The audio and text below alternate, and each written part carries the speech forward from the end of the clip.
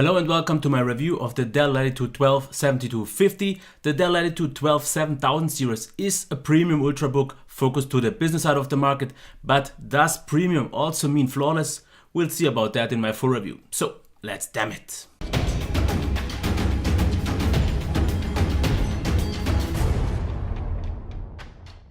As always, let's start off with the design and build quality, but I want to take a closer look at the ports first. On the left hand side we have the output for the ventilation and the smart card reader. On the front there's not really anything, but front bottom you can see the stereo speakers after all. On the right hand side we have a full-size SD card slot. The nice thing is the whole SD card tucks into it. Here we have a headset jack, USB 3.0, mini DisplayPort and the Kensington lock, but that's not all, because on the back we have gigabit Ethernet, full-size HDMI, USB 3.0, here we have USB 3.0 with power share and the port for the charging. Still not done, because on the bottom you can see the port for the optional desktop dock. Here we have a few more ventilation holes, and the nice thing is the user replaceable battery. Still not done, because here we have 3 status LEDs for battery, SSD and the power itself, and the 3 same LEDs you will also get here on the inside. Quite a nice thing. Let's get to the keyboard now, and this is one thing I really like about this ultrabook, because as you can see here the amount of key travel is quite nice and the feedback is also really great. But one thing I really like to appreciate is how actually quiet it is, as you can maybe hear, because it is not one of those clicky keyboards and it gives you a really nice overall typing experience, and I really like this. I can't really say if I would have been as fast as on the MacBook Pro, because I have the QWERTY layout here, and I usually, since I'm from Germany, have the QWERTZ layout, so I had to get a bit used to it, but it felt definitely great. Typing was a great experience, and I would definitely say it is one of the best keyboards I've ever used. What about the touchpad? The good thing here is you have 2 buttons with a really nice feedback. They are really nice to press.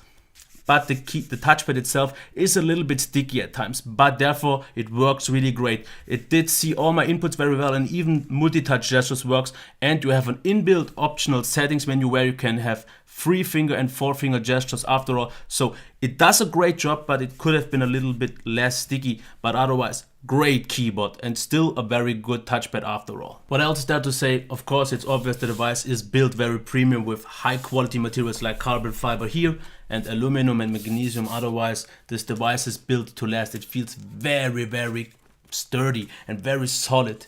Nothing to complain at all. The only thing that has to be mentioned here is here it sounds a little bit less awesome, and it's also a little bit more heavy and bigger than it should be for a 12.5 inch, because it has pretty much the same width as the MacBook Pro and is only 1 centimeter shorter. But for some reason they managed to make it look and feel smaller, because I was actually surprised when I saw it is 1.54 kilograms and pretty much the same size as my MacBook Pro, because it felt and looked just smaller. So in overall I have to say, really nice. One thing I have to complain as always on Dell though, you can't open it with one hand. You will need 2 hands, as you can maybe already see here. But the good thing here is in exchange you can get even past 180 degrees. So in overall this is great. My final thoughts. The amount of ports is awesome. You get more than you usually get. The build quality is absolutely fantastic. Nothing to really complain. Okay, it is a bit bigger and heavier, but I can live with the trade-off for a device that feels so amazing, and this really manages to feel way better than actually my MacBook Pro. The display, specs first, 12.5 inch IPS display with a resolution of 1920 by 1080 and an aspect ratio of 16:9. Overall, I have still to say this is one of the smartest choices you can do, because everything still manages to be very sharp and you don't have to bother about any scaling issues at all, so everything here is fine. As for the maximum and minimum brightness, the minimum brightness in my opinion could be a little bit dimmer. For a few people this could be an issue, for me not. I like it bright, and the brightest setting is at about 90% of the best ones out there, but in sunny daylight the glare will be the issue more anyways. As for the whites, quite nice and pleasant, a little bit on the warmer side, but still very nice for longer times to work on. The blacks, very nice, very deep, you don't lose any details, and especially nice for watching videos. I have a little bit of light leakage here and there, but nothing to really concern, because once the screen is lit up you won't notice it at all. As for the colors, they are vivid, they are vibrant, they are nice to look at, very accurate, really nice, but they aren't really punchy as maybe the one on the MacBook Pro, but still very nice to look at and no problems at all, and overall really great. As for the viewing angles, we have an IPS display, so we don't really have any issues here at all. You will lose a little bit of brightness and contrast, but that's pretty much normal. So in overall I have to say the display is one of the best 1080p ones. If you want something sharper, you have to look elsewhere, but if you are okay with this, it is still great. I have to say personally 12.5 inches and working on a longer time with that was a little bit fatiguing. I prefer 13.3 inches here, but as for the display's qualities itself, undeniable there. Everything is great, brightness, sharpness, top notch, not really anything to complain. A little bit light leakage here and there, but in overall, one of the best 1080p displays after all. I guess the question now is, can the speakers match the quality of the display? The answer right after the demo. Hi guys, today I have a nice Android app tip for you. The app is called AC Display. It is a lock screen replacement app, and even though there are many of those out there, there are several good reasons why this one in particular stands out for me. So my overall thoughts on the speakers. Personally, I'm not that convinced, not really satisfied. First of all, the speaker placement isn't the best. Once on your laps, you will block out all the highs, but not the biggest issue. Let's get to the good things first. Maximum volume was quite convincing, very solid. I didn't have any issues with that. There was also a little bit of bass present, and the mids were really nicely balanced. Same as for the highs, very brilliant and nice, but not sharp, so not fatiguing or anything at all. But the bad thing here are the distortions. I had a lot of them, and especially if you listen or watch videos with not the best quality sound, you will notice a lot of this distortion. And I also noticed once I press down here, the resonances of the chassis will be gone and the distortion will be almost gone. But the thing is, on metal chassis you get these distortions on these resonances quite a lot, and it was particularly noticeable on this. If you have only high quality sound, it won't be a problem, but if you watch a lot of YouTube videos, it will be very obvious, and it can kill quite of the satisfaction of this sound on overall. Let's talk performance now. The SSD quite nice and fast, no problems here at all, nothing to really mention, solid job. As for the Wi-Fi, really fast and better reception than I usually have from other devices, so I just thought it had to be mentioned here. But that's pretty much it for the satisfying part, because we are using an Intel i5 5th generation Broadwell in here, the 5300U, which should provide a great performance, but for some reason, if we can check it here, it didn't convince me just well enough, because as you can see here, this is quite fast, but every time you lift off your finger, you will notice a little bit of an off stutter. It is not that maybe obvious on the camera, but it was quite obvious the more and longer you use the device. Same for here. Internet Explorer is super fast on even low power devices, but as you can see here, every time I lift off the finger, there is this small stutter. Same as for here. So it is mostly the touchscreen performance that is hindered. For some reason, maybe there has to be some more optimization left. With the mouse, it was mostly fine. Also with the touchpad, and I didn't have the biggest issues. But I also were never really happy about the overall performance. Everything seemed a little bit bothered by anything. And after the last Windows update, things got even worse, and sometimes just switching a tab to another one became quite a bothersome experience. And using the touchscreen, I can't recommend at all. There has to be something wrong. They have to optimize the drivers, because every time you lift off the finger, you have this odd stutter, and everything always all the time felt the burden down. Same as the overall performance. I used a lot of i5 devices, 4th generation mostly, and they were all fine.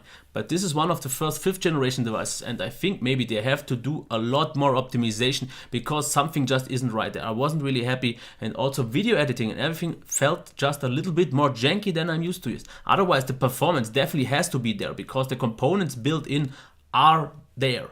But the performance for some reason not quite up there yet. Next thing in line to talk about would be battery life, heat and noise. And numbers out of the way first. 1 hour of charging gets you to about 63%, about slightly over 2 hours gets you to 99%, and 2 hours and 30 and you are at 100. So this means you need about a half hour for the last 1%. I'm not really sure what it is about, and if you see 99 as a full charge, you are at 2 hours, otherwise at 2:30. Not the biggest issue, because the great thing here is the battery life. It is not just one of the best battery lives I've seen so far, because I would say it is even the best battery life I've seen so far. With lower use, just typing and browsing and lightweight tasks, I managed to get to 7 hours or 7.5 hours, and even more with 60% of brightness. So if you go even lower, you can even get higher. With normal mixed usage, I got to about mostly 6 hours, or at least higher 5-hour levels. So absolutely nothing to complain here, and even on harder tasks I would say 3 or 4 hours should be fine. I never use my device 4 hours at a time on maximum performance, so I can say about that. But I can tell you the battery life in overall is absolutely brilliant. As for the heat, also nothing to complain here. It gets a little bit warm here but not really anything to concern about. But it's the noise level that is a bit of a two-edged sword. Because of the charger, like 80% of the times you won't hear anything besides one thing. There is some coil whine going up on here. And from a distance of about 30 centimeters in a silent room, you will be able to hear this. But from a normal distance in a normal environment, it will be practically impossible for you to hear this. But if you are sensitive, maybe be sure to check this first. But as I said, the double-edged sword, the thing is, these 20% when the device is not silent could be the issue, because the fans are a bit whiny and a bit annoying. But just 20% is okay, because most of the time it was silent with lower tasks. If you get a bit higher, of course they will turn on. But the odd thing is, once on the charger, for some reason, and I can explain it why, the fans are almost on at full speed all the time. Even with the same low lightweight tasks, I can't really explain why that is, because then if you are using the device as a desktop machine, it will be quite annoying. This definitely has to be some software thing. They have to fix this in the BIOS with some reason, because why would you need the fans on all the time with the charger when you don't need them while the device is on battery? So this doesn't make any sense. But in overall, great battery life, good heat, and the noise, like I said, a bit odd.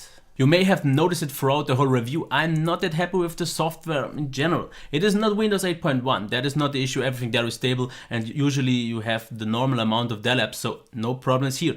But it's the driver optimization in the background I see to be an issue, because the touchscreen driver was odd. I noticed the stuttering and so on. This should be fixed, and also the fans. They have to be optimized because they are on way too often. So these are things that have to be fixed, because most of the negative things of this device could be fixed with driver things or software things in the background.